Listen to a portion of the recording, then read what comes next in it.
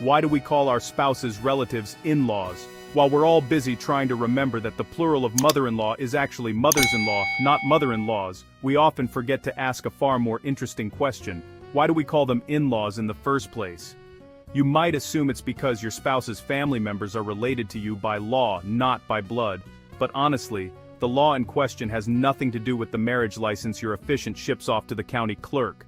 According to the Oxford English Dictionary, in-law refers to canon law, which is a church's set of rules and regulations that covers, among many other things, which relatives you're prohibited from marrying. Since the earliest known mention of the term in English is brother-in-law from the 14th century, it was most likely citing the canon law of the Catholic Church, since the Church of England wasn't founded until the 16th century. At its inception, in-law was specifically used to describe any non-blood relative that the church forbade you from marrying if your spouse died, your spouse's siblings, parents and children, and even your own step-siblings, step-parents and step-children. So, father-in-law, as the word detective explains, could have either meant your spouse's father or your mother's new husband. But by the late 19th century, at which point the Church of England and other Protestant faiths had established their own canon laws with varying marriage rules, the colloquial definition had expanded to include all spousal relatives, and in-laws became a standalone phrase.